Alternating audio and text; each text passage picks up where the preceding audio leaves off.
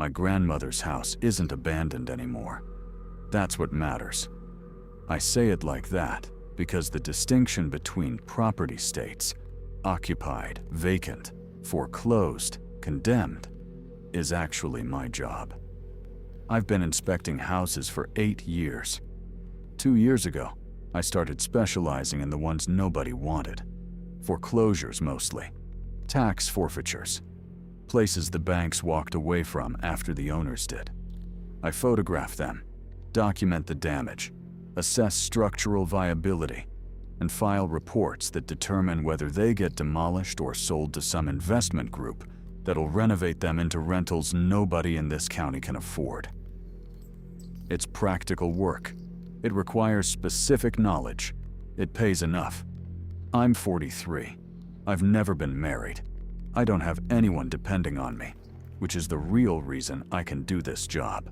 Moving between houses that carry other people's failures, understanding their structural problems the way I might once have understood my own if I'd spent any time thinking about it. The house on Harriet Street was built in 1987. It sat empty for 7 years before the city seized it. My supervisor, Patricia, sent me the intake file on a Tuesday morning. Standard demolition assessment for a property slated to be cleared and resold.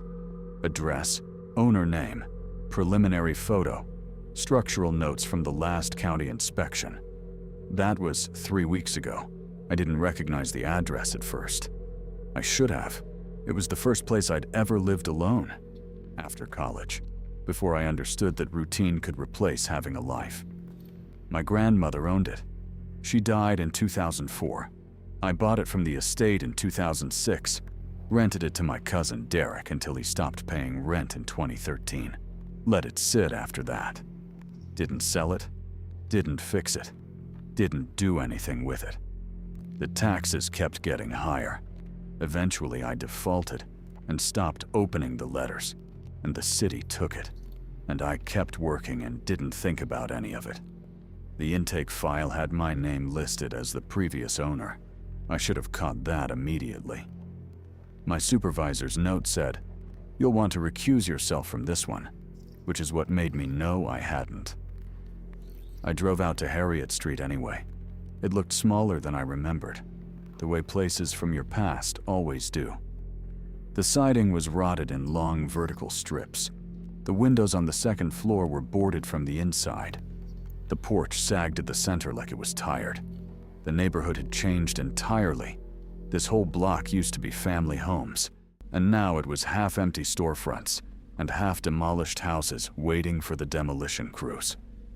The city had been revitalizing this area for a decade.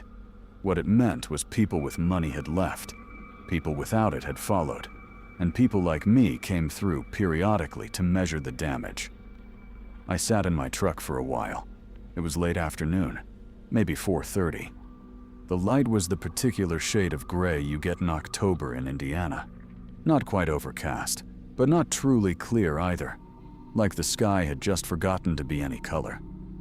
I could have driven away, sent Patricia an email, recused myself per protocol, let someone else photograph the rot, and file the structural report.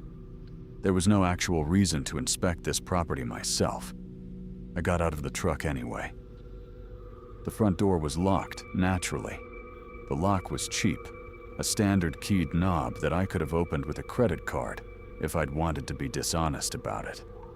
I had legitimate access through my job, but it still felt strange to use the bolt cutters I kept in my truck to get through the padlock the city had placed there. The house smelled like houses always do when they've been empty for a long time. Not bad, exactly, just absent. The smell of dust and the spaces between seasons, air that hasn't been moved by human breath in months. The interior was darker than the exterior suggested.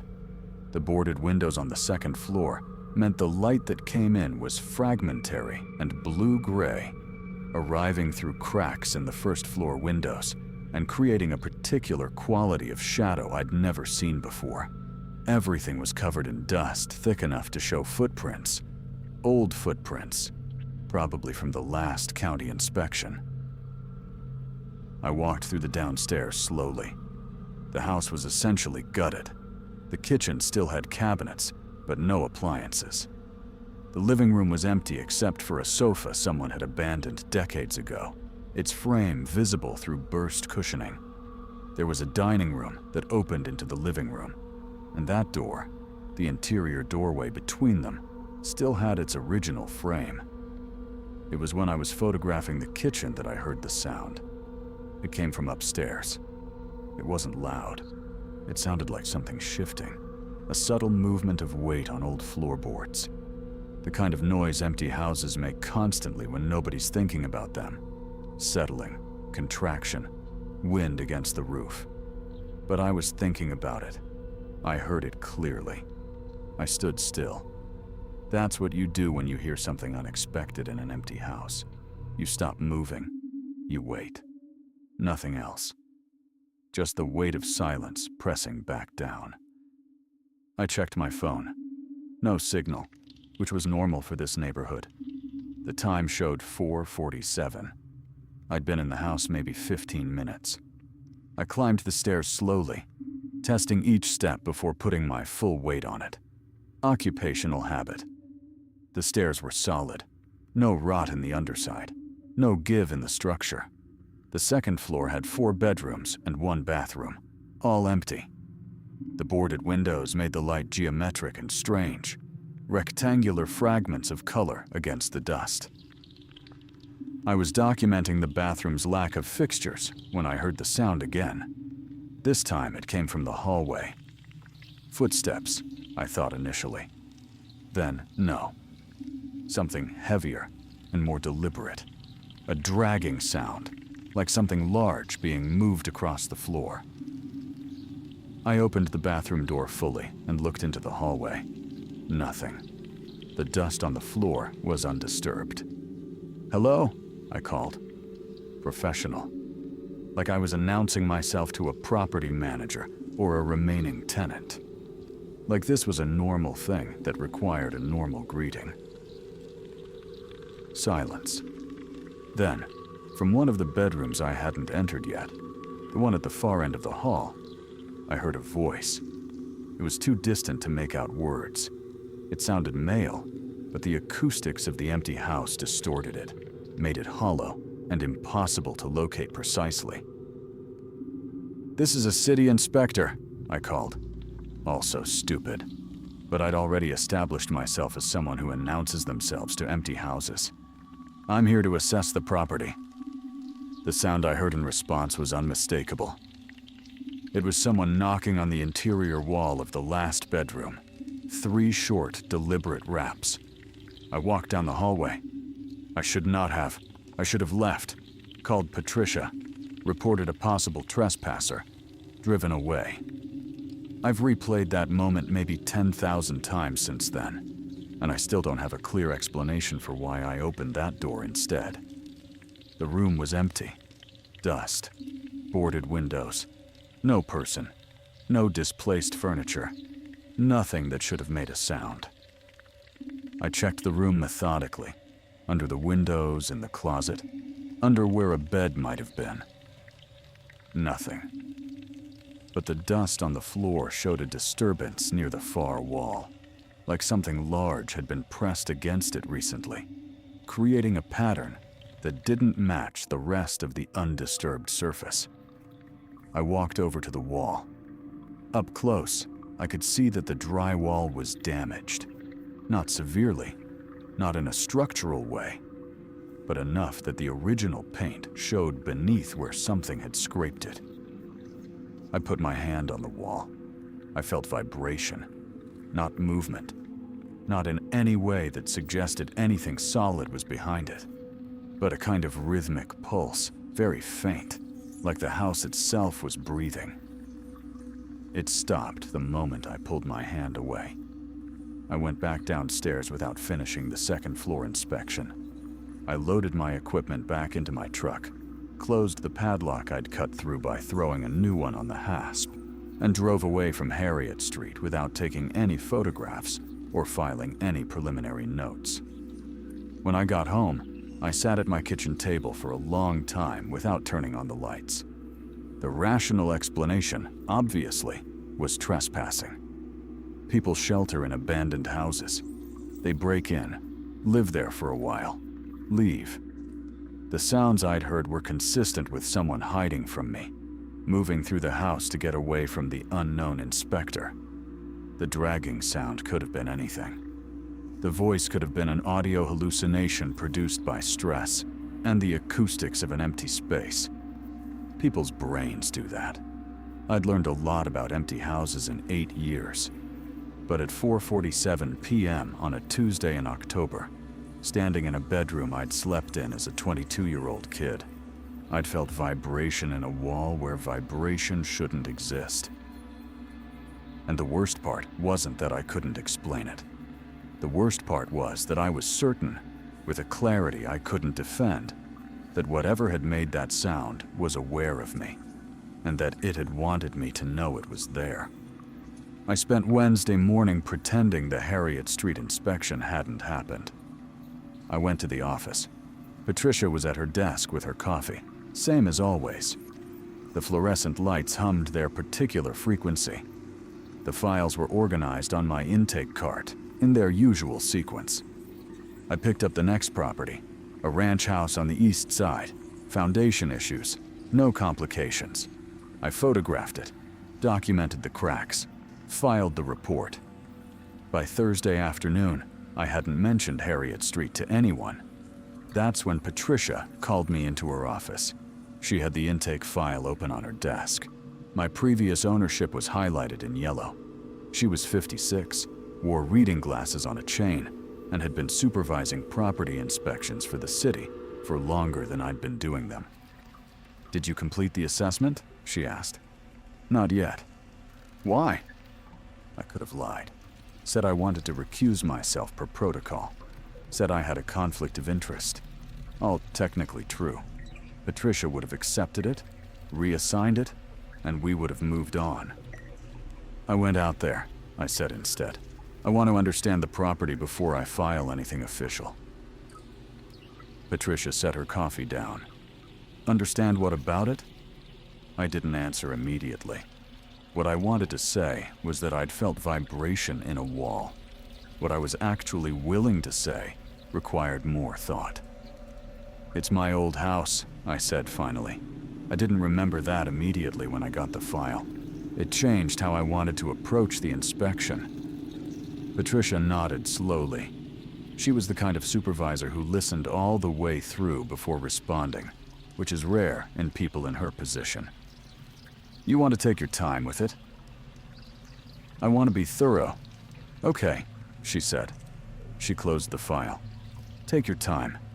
But I need something in writing by next Friday. The demolition crew's on schedule after that." Friday. 7 days. That gave me until Thursday evening. I drove back to Harriet Street on Friday morning. The house looked exactly the same. That sounds obvious. It was only 2 days later. But I'd convinced myself overnight that I'd misunderstood the place, that sunlight would reveal something obvious about the sounds I'd heard. Some simple explanation visible in better conditions. The sunlight didn't help. The light just made the rot more visible, the abandonment clearer. A house this empty for this long was beyond simple explanations. I brought a thermometer, also a moisture meter, a small flashlight, and a digital recorder. Professional tools that would give me a legitimate reason to move through the house systematically, taking measurements and notes. If anyone had asked what I was doing, I could have explained it perfectly. Structural assessment, environmental conditions, standard documentation. The interior smelled the same. Dust and emptiness and time passing without witness. I started upstairs this time, methodically checking humidity levels in each room, photographing the damage to walls and ceilings, recording notes about structural integrity. The second-floor bedroom where I'd heard the knock sounded exactly like the others when I moved through it. The wall where I'd felt vibration was solid, ordinary plaster over wood frame, no hollow spaces that would suggest anything unusual. I took a humidity reading from the wall. 62%. Normal for an uninsulated space in October. I was moving toward the next bedroom when I heard the knock again. Same pattern. 3 raps. Same location. The far wall of the room I'd just finished inspecting. This time, I was ready to triangulate. I turned toward the sound, noted the precise angle, walked directly to the wall. I pressed my hand against it. No vibration. No sensation of anything beyond the plaster and the wall's dead weight. I looked at the floor. The dust pattern was exactly what it had been yesterday. The same disturbance, the same pressure mark, as if something had pressed against this wall 24 hours ago, and then never moved again. I knocked back. 3 raps, matching the rhythm. Silence. I waited. 2 minutes, maybe 3. Nothing. "I'm inspecting the property," I said. "If someone's here, I need you to identify yourself." The house didn't respond. It was still around me, dust and light fragments and the ticking sound of cooling metal from the roof. I left the second floor and moved through the first story more carefully. I was looking for something specific now. Evidence of occupation. Sleeping areas, food wrappers, water bottles. Anything that suggested a person had been sheltering here. The kitchen was empty. The living room was the abandoned sofa and nothing else. The basement entrance was locked from the outside, bolted shut, no sign of disturbance. I photographed everything anyway. My professional documentation of an ordinary empty house, but in the bathroom on the first floor, a small space with no fixtures and water stains that indicated old plumbing, I found something. On the mirror, which was still intact though filthy, someone had drawn in the dust. Not written. Drawn. A simple shape. A square with one diagonal line through it, roughly 3 inches wide, sketched with a finger or something thin and pointed. I photographed it. Then I photographed it again with the moisture meter visible in the frame to establish scale and context. Then I pulled out my phone and called Patricia. "I found evidence of trespassing," I said when she answered. "What kind?" "Someone's been in the house. There's indication of occupancy. I'm documenting it now." "Do you need police?" That was the correct procedural response. If the house had an unauthorized occupant, it was a police matter, not a property inspection matter. We were supposed to report it, secure the property, and walk away. "Not yet," I said. "I want to complete a full assessment first, understand the scope of the issue." Patricia was quiet for a moment. "You're going to report what you find in writing, and you're going to report it to me by Thursday. If there's a safety concern at that point, we'll involve the police. Understood?" "Understood." I hung up and looked at the shape in the dust again. It was crude but deliberate, not random. Something made, something intentional. I spent the rest of Friday photographing and measuring every mark on every wall, every disturbance in the dust, every sign that a space had been occupied beyond its official abandonment date. I cataloged it all, uploaded the photos to my laptop, and created a preliminary document with timestamps and locations. The house was occupied. Not currently. I was confident about that. Could feel the absence of another person the way you feel the absence of anything that's supposed to be there. But it had been. Recently. Someone had been living in or moving through this house, and that someone had made that sound, had knocked on that wall, had drawn that symbol on the bathroom mirror. Saturday morning I went back. I told myself I was taking follow-up measurements, closing gaps in my documentation, doing the work that would result in a complete, defensible inspection report. What I was actually doing was looking for evidence of where this person had gone. I searched the basement more carefully, examining the lock from the inside, checking for other entry points. Nothing. The basement was sealed and empty. The house's basic structure was sound. No broken windows I'd missed. No gaps where someone could have forced entry. The door I'd come through Friday was the only breach, and I'd secured it myself, which meant whoever had made that sound either was still here or had a key. I went back to the second floor. Bedroom by bedroom, I examined the closets and wall spaces, looking for anything I'd missed. In the last bedroom, the one where I'd heard the knock, I found a piece of fabric caught on a nail that was partially exposed through deteriorated drywall. It was canvas, pale blue, a few inches square, relatively clean. I photographed it, then carefully extracted it from the nail. No label, no identifying marks, just a scrap of material that had no reason to be there, impaled on a nail in a boarded-up bedroom in an empty house. I put it in my pocket. The house was quiet. Even the sounds that had seemed ominous on Tuesday, the settling of wood, the small shifts of an aging structure, felt purely mechanical now, innocent, explicable. A building cooling and contracting, responding to temperature and wind and time. I spent the rest of Saturday making detailed sketches of the floor plan, noting where sounds had originated, where the dust disturbances appeared, where the fabric had been found. I was treating it like any other investigation I'd conducted, looking for the pattern, the logic, the explanation that would account for all the evidence. By Sunday evening, I had a theory. Someone had lived in the house, probably in the winter months before the city seized it. They'd used the second floor, avoiding the first floor perhaps because of flooding or structural damage I hadn't noticed. They'd left sometime in the last few years. The fabric was residue from that occupation. The sound I'd heard on Tuesday was the house settling in a way that happened to align with my expectation of sound, creating the illusion of a knock. The symbol in the mirror was residue from that same occupation, a marking left behind, meaning nothing, signifying nothing beyond the fact that someone had passed through. It was a coherent theory. It explained all the evidence. It didn't explain why the dust pattern beneath the wall where I'd heard the knock was identical to what it had been 24 hours apart. On Monday, I went to the county records office during my lunch break. I pulled the property file for Harriet Street.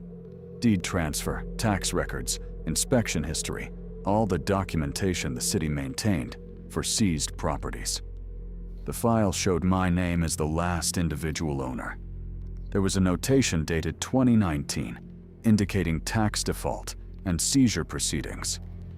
A structural inspection report from 2017, conducted by the city's inspector at the time, noted general deterioration consistent with occupancy lapse.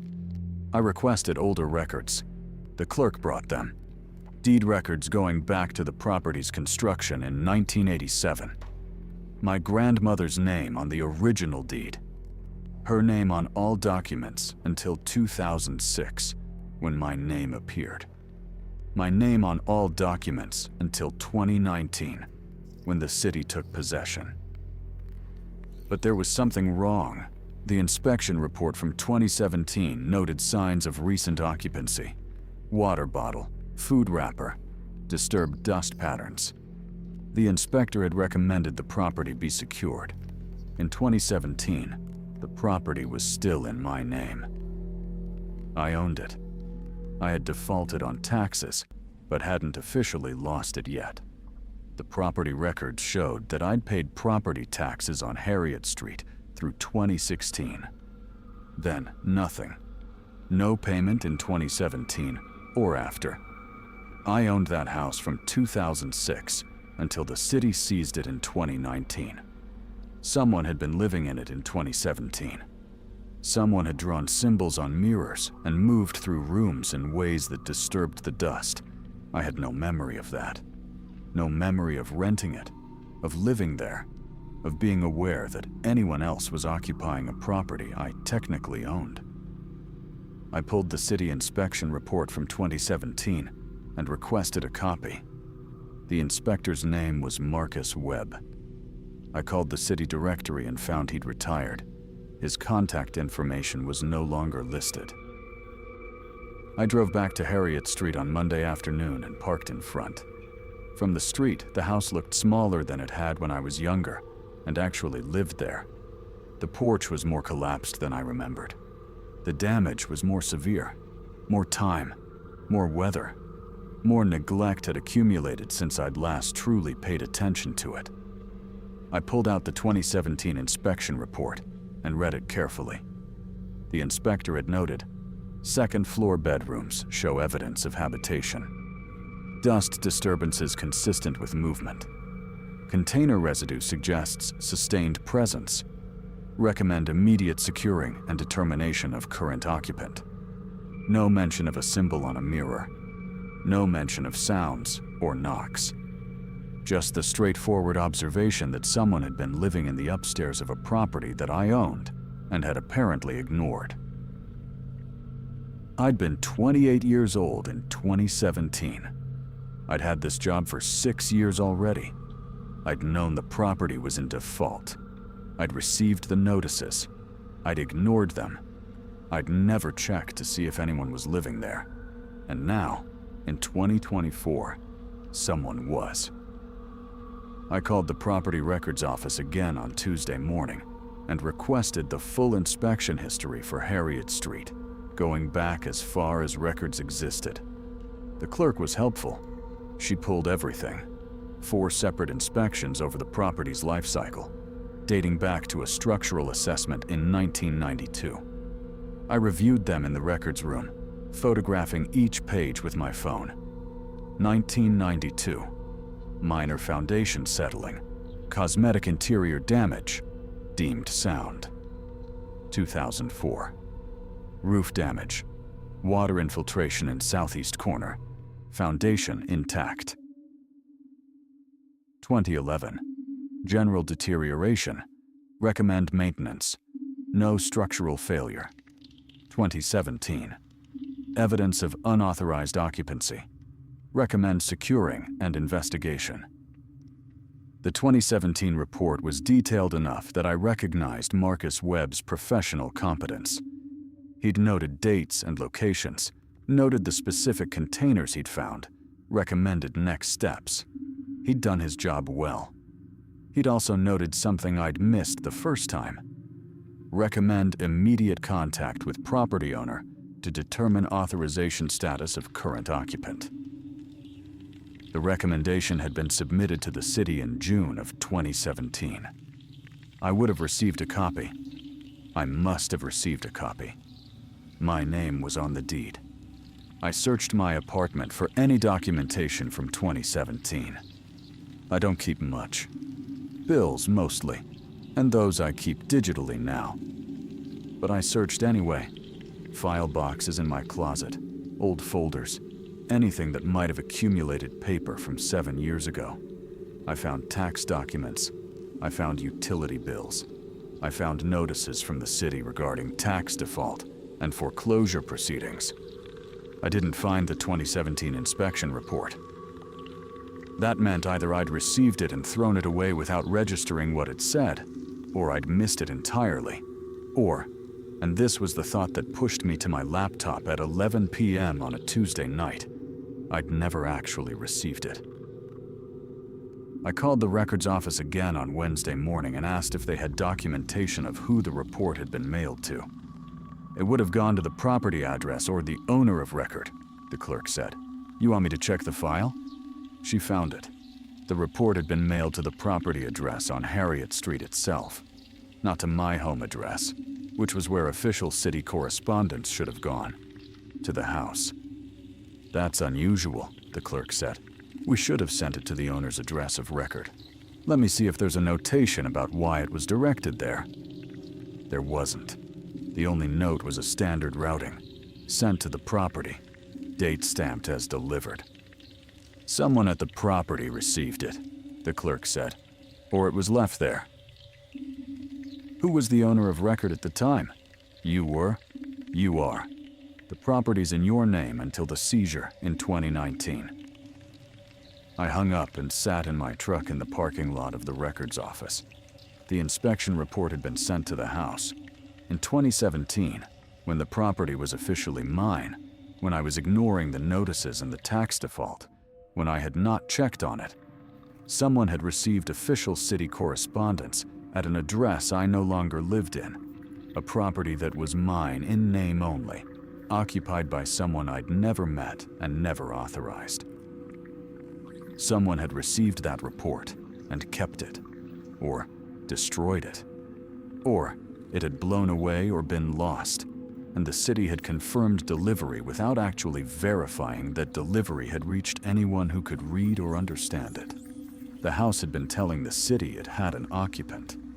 The city had documented that, and the report had gone to the house, and I had never known. I went back to Harriet Street on Wednesday afternoon. This time I brought a lockpick set and the determination to understand where someone had been sleeping, eating, living. If they'd been there in 2017 and were still there now, they'd left traces. Places where objects had rested, sheltering spaces, access points I'd missed. The basement lock was a simple padlock. I opened it using the bolt cutters I kept for this work. The basement smelled like wet concrete and something older, something that had been closed away long enough to develop its own particular air. It was darker than the upper floors. The windows were small and boarded, creating only thin strips of light. I used my flashlight. The space was divided into the typical basement rooms: furnace room, storage, a small unfinished utility area, and in the back, where the foundation met the wall and the oldest part of the house seemed to hold its structural problems in compression. I found the setup. It was modest. A sleeping bag, old but well maintained. 3 plastic bins containing canned food and water bottles. A camping lantern. A notebook. The notebook was water-stained, but readable. I picked it up with the careful attention I'd have given to evidence at any other property. The handwriting was precise, almost formal. The entries began in April 2016 and ran through October of that year. Each entry documented temperature, weather, food consumed, work completed. It was a log, methodical and steady. April 15th, settled the south corner. Roof needs attention before summer. 47 degrees. Found supplies in kitchen, rearranged for access. May 3rd, weather improving. Cleaned upstairs windows from inside. The light makes it bearable. 52 degrees. Inventory adequate. June 12th, Marcus Webb came to inspect. Let him find what he needed to find. Report will come. Must decide.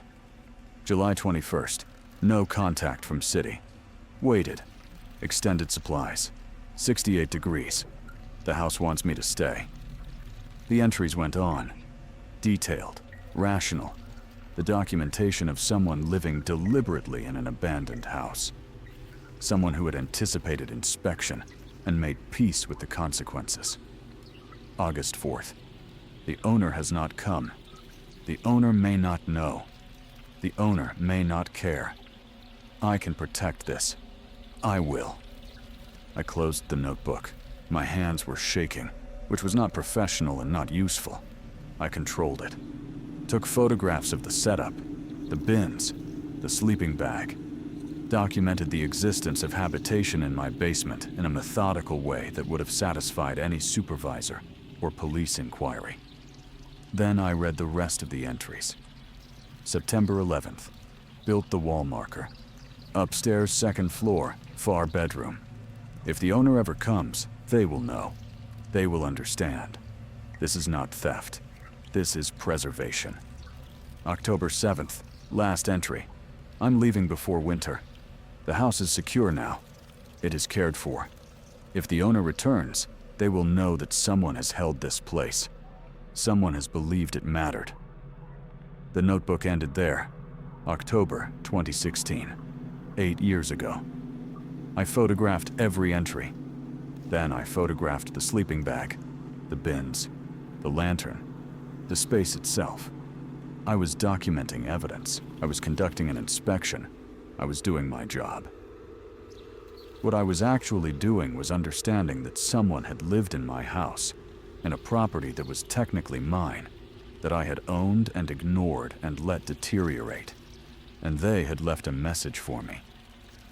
Specifically for me. The wall marker in the upstairs bedroom, the notation in the notebook, the deliberate way they'd arranged everything so that if I ever came back, I would find them. They had held the place. They had cared for it.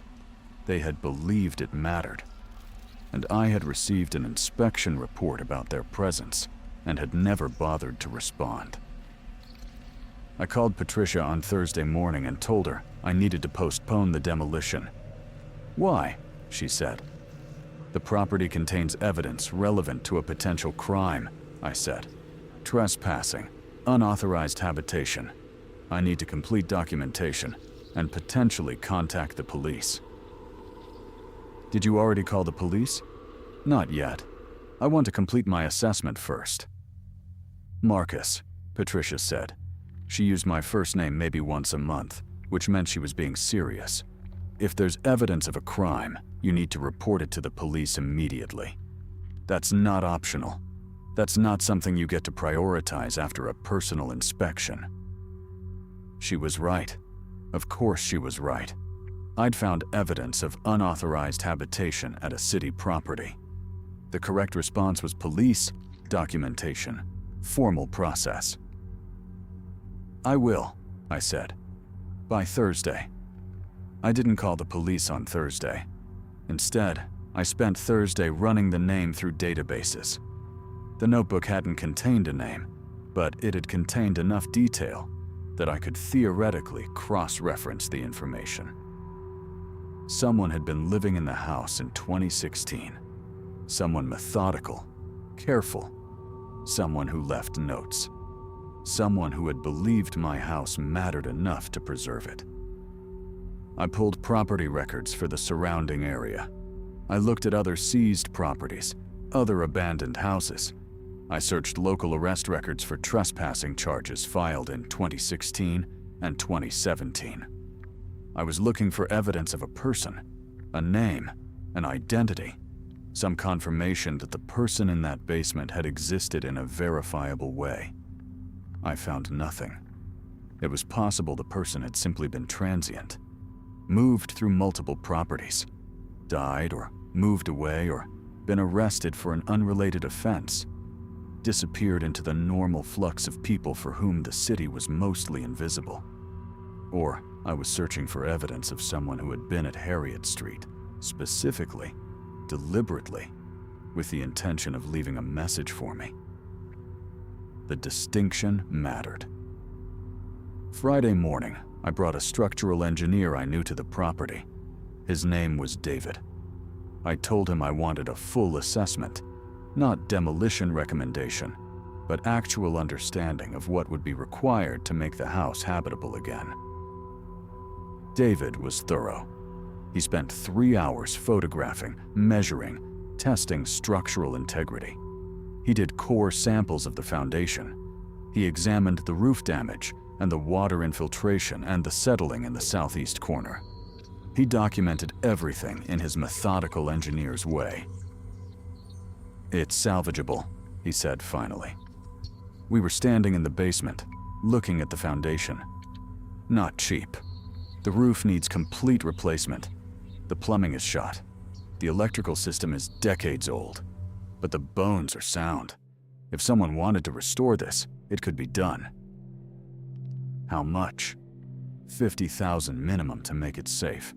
Another $150,000 to actually restore it to livable condition. Depends on what you want it to be. I paid him for his time and didn't tell him why I'd actually brought him. I'd needed someone else to confirm that the house was worth something, that it wasn't just a condemned shell awaiting demolition. I'd needed someone to say that preservation was theoretically possible. That evening, I called Patricia and told her I was recusing myself from the inspection entirely. "Why?" she asked. I couldn't tell her the truth.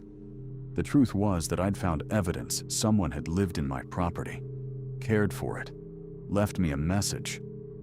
The truth was that I was considering not filing the demolition recommendation. The truth was that I was thinking about stopping the process entirely. Personal conflict of interest, I said. It's my old house. I can't be objective about it. Patricia was quiet for a long moment. Okay, she said. I'll reassign it. That means someone else will complete the inspection and likely recommend demolition. The house gets torn down in 2 weeks. You understand that? I understand. Is that acceptable to you? It wasn't. But accepting it was the professional, correct, rational thing to do. Accepting it meant I didn't have to make any larger choice. Accepting it meant the house would be gone, and I could stop thinking about it, and the problem would be resolved without me having to act. Yes, I said. That's acceptable.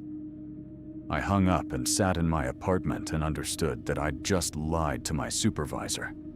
The house wasn't mine anymore. The city owned it. The city's demolition team would remove it in 2 weeks. My role was finished. I had no legal standing to intervene, no authority to prevent the demolition, no claim to the property that mattered in any official sense. But someone had lived there. Someone had cared for it. Someone had left a message, and I had finally received it, 8 years late. And I had just made the choice to let the city destroy the evidence that person had left behind. I didn't sleep Friday night. Instead, I sat at my kitchen table and reviewed everything I had documented. The photographs from the basement, the entries from the notebook, the canvas scrap that was still in my pocket, the symbol drawn on the mirror, the dust patterns from the second floor, all of it arranged in chronological order, all of it forming a picture of someone who had inhabited my property with purpose and intention. By Saturday morning, I'd made a decision I hadn't admitted to myself yet. I called the demolition company and asked for the project supervisor. A woman named Helen answered. I told her there was a potential historical artifact at the property that needed to be cataloged before the structure was removed. It was a thin lie, but it was the kind of lie that worked in bureaucracy, vague enough that it couldn't immediately be disproven, consequential enough that it justified a delay. How long? Helen asked. 1 week, maybe less. We're on schedule for next Friday. I can push it to the following Monday. After that, it's out of my hands. The city's already paid for the crew. 1 week is enough, I said, though I had no idea if that was true. I spent Saturday and Sunday in the basement, carefully packing everything into evidence boxes. The sleeping bag, the bins, the lantern, the notebook. All of it documented, photographed, carefully preserved in the way I would preserve evidence at any other property that mattered. What made it different was that this mattered in a way I couldn't articulate to Patricia or to anyone else. This was evidence of something that had been deliberate and meaningful, and I was the only person who understood the full context. I was the only person who had received the message. Monday morning, I pulled the 2016 city inspection report again and looked at Marcus Webb's notation about the supplies he'd found.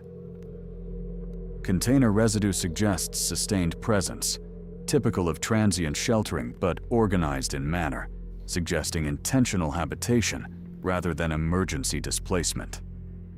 Marcus had understood. He'd seen the evidence and understood that the person living there wasn't desperate or criminal. He'd filed a report that recommended investigation, but the report had gone to the house, and the person had left before anyone followed up. I called the city to request Marcus Webb's personal contact information. The clerk was hesitant. Privacy policies, retired employees, that sort of thing. But I was persistent, explained that I had a property matter from his 2016 inspection, framed it professionally. She gave me a phone number. I called it on Monday afternoon. The man who answered sounded older, retired in the way that people sound when they've been away from work long enough to forget the cadence of it. "This is Marcus Webb," he said. "My name is Marcus Chen. I'm the property owner at the Harriet Street house you inspected in 2017. Actually, 2016. I'm looking at your report now. There was a long pause. Okay, he said carefully. I found the supplies you documented. They're still here. The person left materials, a notebook, items suggesting they maintained the property deliberately. I'm trying to understand what you observed, who they might have been. I can't help you with that, Marcus said. The inspection was years ago. I don't remember specifics. But you went back, didn't you? After the initial inspection. There's a notation about letting them find what they needed to find. Another pause. Longer this time. I shouldn't be discussing this over the phone, Marcus said. And I shouldn't be discussing it at all, really. That inspection was a long time ago. The property situation resolved itself. The property's being demolished, I said. This Friday. Everything in it will be destroyed. If there's something you know that would help me understand, there's nothing I can tell you that matters anymore, Marcus said, and his voice had changed, become quieter, more final. The person who was there is gone. They left. That was the understanding. Understanding with who? Let it go, Marcus said. He hung up. I called back immediately. The line rang and rang. When the voicemail picked up, I left a message explaining that I was the owner, that I needed information, that it was urgent. He never called back. But his response had confirmed something. He'd had an understanding with the person who'd been living in my house. They'd made an agreement. The person had left voluntarily, which meant they could be traced, could be found, could potentially be contacted. I spent Tuesday morning pulling every record I could access through my professional channels. Property records for other abandoned houses in the city, police reports for trespassing, county jail records, anything that might connect to someone who'd been living deliberately in abandoned properties, who'd been careful and methodical, and who'd understood that leaving a message was more important than staying. I found nothing that matched. By Tuesday afternoon, I was looking at the notebook again, at the careful handwriting, at the dated entries. Someone had spent 6 months living in my house. Someone had believed it was worth preserving. Someone had created a message, the symbol in the dust, the wall marker upstairs, the notebook itself, specifically for me to find. And I had received the message too late to respond to it. That was the thing that kept circling through my mind. The timing. The fact that the person had left in October 2016, and I had finally found what they'd left in October 2024. 8 years. 8 years between when they'd made their statement and when I'd finally understood it. What were they doing in those 8 years? Where were they? Were they still alive? I went back to Harriet Street on Tuesday evening. The neighborhood was darker than it had been in the daytime. The streetlights were few, and the houses on either side of the property were empty. I parked a block away and walked to the house with a flashlight, doing nothing to hide my approach. If someone was watching, they already knew I was there. Inside, I climbed to the second floor and stood in the bedroom where I'd heard the knocking sound. The wall marker was barely visible, a faint square shape in the dust where someone's finger had traced it 8 years ago. I put my hand on the wall where I'd felt vibration. It was cool, solid, ordinary. No vibration now, just the dead surface of plaster and wood and time. I'm sorry, I said aloud. I should have checked on this place. I should have cared about it more. The house didn't respond. It was just a house, old and damaged and waiting to be demolished. I went back to the basement and sat on the concrete floor where the sleeping bag had been. I was thinking about the message I'd received. I was thinking about the choice I'd made to let it be destroyed. And I was thinking about the reason I'd made that choice. It was simple and devastating. I didn't want to know what it meant. If I acknowledged the person who'd been here, if I investigated who they were and why they'd chosen to preserve my property, then I had to acknowledge that someone had cared about a place I didn't care about, that someone had seen value in something I'd abandoned, that I'd failed in a way that was beyond simple neglect. It was easier to let the house be demolished, easier to let the message be destroyed, easier to walk away and pretend I'd never found any of it. Wednesday morning, I received a call from Patricia. The person who'd been assigned to complete the Harriet Street inspection had filed their preliminary report. They'd found evidence of long-term occupancy, supplies in the basement, a sleeping bag, signs of habitation. They'd recommended against immediate demolition pending police investigation. "They found what you found," Patricia said. Not quite as a question. "Probably," I said. "You could have reported this immediately. You could have let the process work." "I know. Now we have to involve the police. Now there's a delay. Now it's a formal investigation instead of a simple demolition." "I know," I said again. "What were you doing, Marcus?" I didn't answer. What could I say? That I'd been trying to preserve evidence of something that mattered to someone, even though I didn't understand what it mattered to them or why. That I'd been trying to give the person who'd left the notebook a chance to have their message stay intact. "The police will want to talk to you," Patricia said. "You're the property owner. You found the materials. They'll want a statement about occupancy, about how long you knew about this." "Okay. Are you prepared for that?" I wasn't. I had no idea what I would tell the police. That I'd found a notebook documenting 6 months of occupancy that had occurred while I'd owned the property and failed to check on it. That someone had left a message specifically for me, and I'd spent days trying to understand what it meant before deciding to let the house be demolished anyway. Police would have different questions. They would be looking for criminal conduct, for violation, for theft. They would see the supplies and the sleeping bag as evidence of a crime rather than as evidence of care. They would find out who the person was, eventually. Police were good at that. They could cross-reference details from the notebook, could check arrest records and shelter logs and missing persons reports. They could identify the person and probably contact them, and then I would know who had believed my house was worth preserving. And I would have to live with the knowledge that I'd let them leave, let them disappear, let 8 years pass before I even understood they'd been there. The police called on Thursday afternoon, a detective named Morrison. She wanted me to come to the precinct, give a formal statement about the property, about occupancy, about my knowledge and timeline. I could have declined. I could have had a lawyer. I could have protected myself by saying nothing and forcing them to build their case without my cooperation. Instead, I went to the precinct on Thursday evening. Detective Morrison was in her 50s, had the patient manner of someone who'd spent decades listening to people explain things they wished they'd handled differently.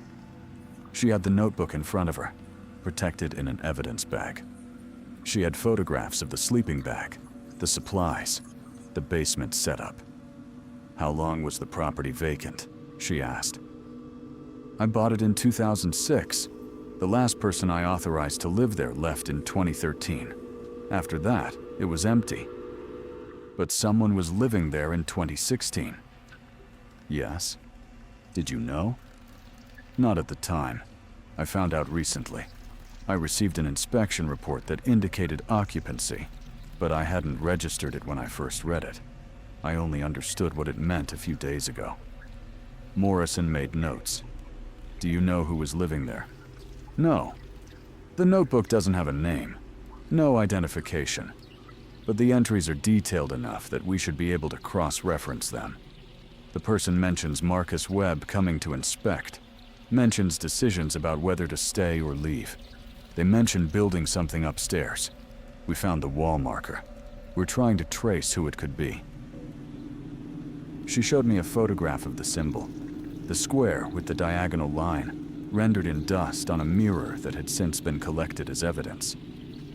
"Do you recognize that?" Morrison asked. "No. It doesn't mean anything to you. A gang sign, a tag, a personal mark?" "I don't think so," I said. "I think it was just a way of saying someone was here." Morrison set the photograph down. The person left deliberately. The notebook's last entry is clear about that. They decided to leave before winter. They left the supplies, they left the notebook. They wanted whoever found it to know they'd been there. "Yes," I said. "Did they leave it for you specifically? Did you know this person?" I thought about lying. I thought about saying no, that I'd never met them, that they were just a stranger who'd squatted in my property. It would have been simpler. It would have protected me from whatever came next. "I think they did," I said. "I think they left it for me specifically." "Why do you think that?" "Because the notebook references the owner not coming back. References not knowing if the owner cares. References belief that the place mattered. They were documenting that they had cared about something I'd abandoned." Morrison leaned back in her chair. She'd heard this kind of confession before, the moment when someone stopped trying to protect themselves and started telling the truth. "We found something else," she said. She pulled out another evidence bag. Inside the notebook, at the very beginning, there's an inscription. Look at the first page. She showed me the photograph of the notebook's opening page. In the same precise handwriting, someone had written, "For Marcus Chen, in case you ever come back, to show you it mattered." The words were simple. They were devastating. "That's your name," Morrison said. "Not Marcus Webb. Marcus Chen. Whoever was living there knew your name, knew the property was yours. This was intentional." I couldn't speak. I was looking at my name written in a stranger's hand, in a basement I'd owned for years and never visited, in a message that had waited 8 years to be delivered. "I'm going to ask you directly," Morrison said. "Did you know this person? Had you authorized them to be there?" "No," I said. "I don't know who they are. I've never met them." "Then how do you think they knew your name?" I had no answer. I had been thinking about this for days, and I had no answer. Morrison closed her notebook. "We're going to continue investigating. We'll try to identify the occupant through the details in the notebook, through property records, through cross-referencing with other abandoned houses in the city. But I want you to understand something. Whoever this person was, they weren't threatening you. They weren't stealing from you. They were living in an abandoned property you'd failed to maintain, and leaving a message that they'd tried to care for it. That's what the evidence shows." "I know," I said. "The house is scheduled for demolition tomorrow. Once that starts, any remaining evidence will be destroyed. The city's willing to do a final walkthrough if you want to look for anything before we demolish. It would have to be today." It was Thursday evening. The demolition was scheduled for Friday. I had a few hours to decide whether I wanted to go back to the house one final time before it was destroyed. "I'll do it," I said immediately. "I'll go tonight." I drove to Harriet Street at 8 p.m. Detective Morrison had arranged for the house to be left unsecured for my final walkthrough. The neighborhood was dark, the streetlights sparse, the surrounding houses empty and boarded. My truck was the only vehicle on the block. The front door was unlocked. I pushed it open and stepped into the darkness. I didn't turn on my flashlight immediately. I stood in the entry for a moment, letting my eyes adjust, understanding that this was the last time I would be inside this house. The demolition crew would arrive in the morning. By tomorrow evening, Harriet Street would have an empty lot where this structure had been. The air smelled the same, dust and time, and the particular absence that comes from years of emptiness. But something else was there too now. The knowledge of someone having lived here. The knowledge that a message had been left for me, specifically, and that I had failed to receive it until 8 years had passed. I climbed the stairs to the second floor. The bedroom where I'd heard the knocking was barely visible in the darkness. I used my flashlight to illuminate it. The wall marker was gone. Evidence now, bagged and documented in the police station. But the wall itself remained. Ordinary plaster. Nothing unusual about it. I thought about putting my hand on it again. I didn't. Instead, I stood in the center of the room and tried to understand what the person who'd lived here had wanted me to know.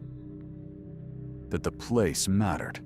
That someone had cared about it when I didn't. That I had been careless with something that had been precious to someone else. I went back downstairs and through the basement door. The space where the sleeping bag had been was empty now. All the evidence had been collected. But the basement still held the shape of what had been there.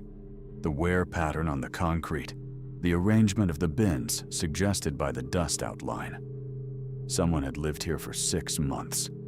Someone had made a home out of nothing. I sat on the concrete where they'd slept, and then I did something I hadn't planned to do. I pulled out my phone and called directory assistance and asked for listings under the name Webb in the city. There were 3 Marcus Webbs. I called the first one, an older man who said he'd never been a city inspector. The second was a woman. The third didn't answer. Then I tried searching online. Marcus Webb, city inspector, retired. I found a LinkedIn profile. I found an obituary from 3 years ago. Marcus Webb, age 78, retired civil servant, survived by a wife and 2 adult children. He'd been alive when I called him. He was no longer alive now. He'd kept the secret of who had been living in my house. He'd made an agreement with that person, had allowed them to occupy the property without reporting it to the city. He'd done something that could have cost him his career, his reputation, and he'd done it anyway, because he'd understood what the person needed. I sat in the basement of my grandmother's house, in the space where a stranger had believed something mattered enough to preserve it, and I understood the choice I had to make. The police would identify the person eventually. They would find the occupant through the notebook's details, through cross-referencing, through the methodical work of detective work. The person would be found or contacted, and their story would become official record, would become a matter of public documentation. Or I could make sure they stayed unknown. I could tell Detective Morrison that the notebook had been damaged by the time she received it, that I couldn't read the entries clearly. I could say I'd been mistaken about the inscription, that I'd misremembered what it said. I could protect the privacy of someone who had clearly intended to remain private after leaving, someone who had made an agreement with Marcus Webb and then had honored that agreement by departing. The person had left. They'd made their statement, and they'd gone. Whatever they were doing now, wherever they were, they had chosen privacy over confrontation. They had chosen to leave a message rather than a demand, had chosen documentation over contact. I could honor that choice. I could delete the photographs I'd taken of the notebook. I could tell the police that I'd handled the evidence incorrectly, that I'd contaminated it before they could properly photograph it themselves. I could make it so the inscription with my name would be known only to me and to the person who'd written it. It would be a lie. It would be obstruction. It would be choosing my guilt over the truth. But it would also be the first time I'd ever chosen to care about a place or a person that wasn't required of me. I took photographs of every inch of the basement. I photographed the concrete where the sleeping bag had rested. I photographed the empty space in a way that made the absence itself visible. Then I deleted every photograph from my phone. I cleared the cache. I made sure they were gone. I climbed back upstairs and went through the house one more time. The living room, the kitchen, the bedrooms, the bathroom where the symbol had been drawn. I was saying goodbye to it in the way you say goodbye to something you've been avoiding for years, by finally acknowledging that you're leaving. At 10 p.m., I called Detective Morrison. I'm finished with the walkthrough, I said. You can proceed with the demolition. Did you find anything additional? No. The house is empty. There's nothing left to preserve. Okay. The crew will be there at 8 a.m. I drove home and sat at my kitchen table until dawn. I didn't sleep. I didn't try to. Instead, I spent the night thinking about Marcus Webb, about a decision he'd made to protect someone he'd never met, to honor something he understood was important, even though he had no obligation to understand it. I thought about the person who'd lived in my basement for 6 months. I thought about the care they'd taken to document their time there, the belief that it mattered. I thought about the choice I'd made to protect that documentation by destroying it. At 7:45 a.m., I got in my truck and drove back to Harriet Street. The demolition crew was already there. 2 large machines, a dump truck, workers in hard hats coordinating the process. I parked across the street and watched them attach cables to the house's corners, watched the structure resist briefly before the machines pulled it apart. It took less than 2 hours. By 10 a.m., Harriet Street had an empty lot. The concrete foundation was exposed, bare. The debris was being loaded into the dump truck. The house was gone. I watched until the last piece was loaded. Then I drove to the police station. Detective Morrison was at her desk. I asked her if the notebook had provided any identifying information about the occupant. "The details are too generic," she said. "No names, no specific references to other people, no locations beyond the house itself." The person was careful about that. They didn't want to be identified, I think. Which is interesting because they left an inscription with your name. "What does that mean?" I asked, though I knew. "It means they knew you. They wanted you to know they'd been there, but they didn't want anyone else to know who they were." "Are you still investigating?" "We will be," she said, "but it's low priority. Property was yours. No criminal evidence, nothing stolen. The occupant left voluntarily. It's not exactly a high-resource case." I nodded. I said thank you. I drove away. For a week afterward, I returned to normal routines. I completed inspections. I filed reports. I went to the office and did my job with the same methodical attention I'd always given it. Patricia didn't mention the Harriet Street property. The demolition had been completed, the case was closed, and there was no reason to discuss it further. But everything had changed. I started visiting abandoned properties differently, not looking for evidence of occupation, but looking for the care that someone had taken with a place they knew they would have to leave. I started noticing the small arrangements, objects placed precisely, spaces cleaned despite their emptiness, the intention behind what people left behind. I started understanding that sometimes abandonment contained tenderness. Sometimes people loved things they couldn't keep. 3 months after the demolition, I received a letter in the mail. No return address. The envelope contained a single piece of paper, handwriting I recognized from the notebook. Precise, formal, careful. "Thank you for letting it stand long enough, for coming back when it mattered. The house was preserved in the way I needed it to be. You understood without being told. That was enough." There was no signature, no name, no additional contact. Just those sentences, written for me to read, from someone who had been watching to see what I would do. I understood then that they'd known. They'd left the notebook knowing it would be found. They'd written my name in the inscription, knowing it would matter. And they'd watched, from some distance, in some way I couldn't explain, to see whether I would honor what they'd left behind, or destroy it. I'd chosen to destroy the evidence publicly, while preserving it privately. I'd let the house fall, but I'd protected the message, and that choice had been exactly what they needed to know about me. I didn't try to respond to the letter. There was no return address, and the person had made clear that they wanted privacy, wanted distance, wanted the preservation of something they documented but couldn't reclaim. The message had been delivered. The transaction was complete. But I kept the letter. I put it in a file with the photographs I'd taken of the basement before deleting them from my phone, the only copies that existed. I created a careful record of what had happened, even though it would never be official, even though no one else could ever verify it. My grandmother's house had been demolished.